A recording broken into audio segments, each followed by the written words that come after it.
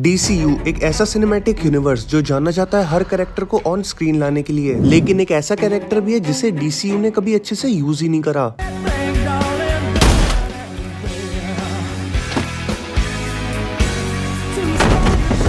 You're welcome, Canada. तो आज की वीडियो में मैं तुम्हें बताऊंगा कि क्यों हमें ग्रीन लैंटर्न 2 देखने को नहीं मिली, क्यों ग्रीन लैंटर्न के सारे सीन्स जस्टिस लीग से कटवा दिए गए और ग्रीन लैंटर्न का आगे फ्यूचर क्या है। और इसी में आता है सबसे बड़ा सवाल, is green lantern actually cursed? I don't understand. Who are you exactly? Hal Jordan, Green Lantern.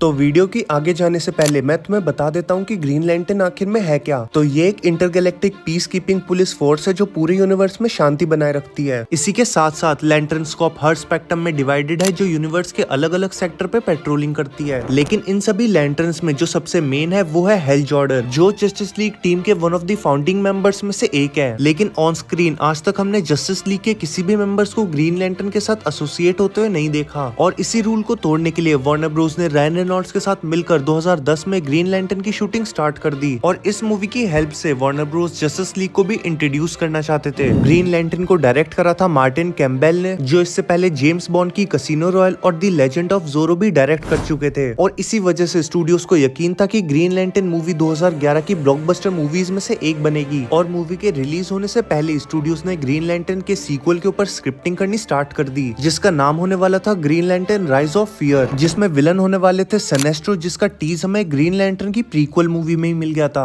I don't know. This is not an official statement at all. I don't know what their intentions are, but I would assume that the sequel would be the war between Hal and Sinestro.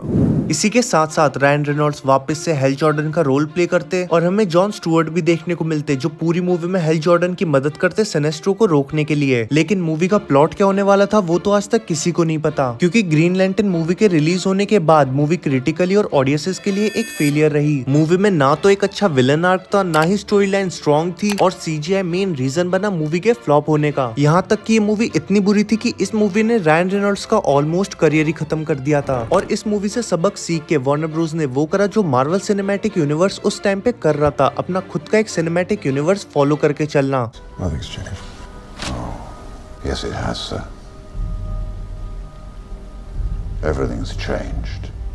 2013 में Christopher Nolan की मदद से Jack Snyder ने man of steel release करी, जिसने globally $670 million की कमाई करी। और इस मूवी से वार्नर ब्रोस को थोड़ी मोटिवेशन मिली और फिर हमें हर साल DCEU के प्रोजेक्ट्स देखने को मिले। लेकिन ग्रीन लैंटर्न को छोड़ के भले ही हमें डार्क साइड के फर्स्ट इन्वेशन में ग्रीन लैंटर्न देखने को मिला हो, लेकिन वो अकेला ग्रीन लैंटर्न काफी नहीं था, जिस वजह से जैक स्नाइडर ने जस्टिस लीग में जॉन स्टुअर्ट को दिखाने का सोचा। और उन्होंने अपने ड्राइववे में एक सीन भी शूट करा जिसमें जॉन स्टुअर्ट जस्टिस लीग की एंड में ब्रूस वेन से मिलने आता है और बताता है कि डार्क साइड अर्थ के लिए बहुत बड़ा थ्रेट है और वो वापस आएगा और उसे रोकने में लैंटर्न स्कॉप उनकी मदद करेगी। लेकिन इस सीन के शूट होने के बाद वार्नर ब्रोस ने ये सीन हर जगह से ब्लॉक करवा दिया था, क्योंकि वार्नर ब्रोस ने ग्रीन लैंटर्न के लिए एक सेपरेट प्रोजेक्ट सोच रखा था। लेकिन DCU के फेल होने के बाद हमें कभी भी ग्रीन लैंटर्न DCU में देखने को नहीं मिला। लेकिन होपफुली हमें फ्यूचर में वो सीन देखने को मिले जो वार्नर ब्रोस ने ब्लॉक करवा दिया था। लेकिन DCU के शटडाउन होने के बाद चीजें इंटरेस्टिंग हो जाती हैं। Time to get up, Junior. 2022 में वार्नर ब्रोस जेम्स गन को DC स्टूडियोज के लिए co-CEO हायर कर लेता है और प्लान करते हैं DC यूनिवर्स को रिबूट करने का। और इसके बाद हमें DCU के अपकमिंग प्रोजेक्ट्स के स्लॉट देखने को मिलते हैं, जिसमें लैंटर्न्स प्रोजेक्ट भी था। और जेम्स गन ने लैंटर्न्स नाम इसलिए रखा क्योंकि उनका और टीवी शो के राइटर्स का मानना था कि ग्रीन लैंटर्न में ग्रीन वर्ड स्टूपिड है। So, you just announced a Green Lantern show.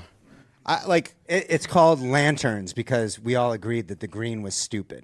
So, right. So now it's just lanterns. भले ही इसके लिए उन्होंने माफी भी मांगी, लेकिन मार्वल की बैक टू बैक सक्सेस के बाद DC यूनिवर्स रेस में काफी पीछे हटता जा रहा है, क्योंकि लैंटर्न्स टीवी शो से लोगों के मिक्स्ड रिव्यूज हैं, भले ही वो कॉस्ट्यूम से रिलेटेड हो या डिटेक्टिव वाइब से। लेकिन अगर मैं अपना ओपिनियन बताऊं तो ग्रीन लैंटर्न के टीवी शो को या फिर आने वाली मूवीज को कम्प्लीटली स्पेस में फोकस करना चाहिए, एग्जैक्ट स्टार वॉर्स के फॉर्मूले को यूज करते हुए, जैसे planet hopping, epic space battle और कैरेक्टर डेवलपमेंट। और ये सारी ही चीजें जेम्स गन पहले भी कर चुके हैं गार्डियंस ऑफ द गैलेक्सी में। और अगर ये सुपर गर्ल मूवी को कैंसिल करके ग्रीन लैंटर्न की मूवी स्पेस में दिखाते तो वो शायद वर्क कर सकती थी। लेकिन लेट्स सी क्या लैंटर्न से एक और फेल्ड अटेम्प्ट होता है ग्रीन लैंटर्न के कैरेक्टर के साथ या फिर नहीं। लेकिन तुम्हारे इस बारे में क्या थॉट्स है वो मुझे कमेंट में बताना, और जाने से पहले एक लाइक कर देना क्योंकि तुम्हारे एक लाइक से मुझे बहुत मोटिवेशन मिलती है।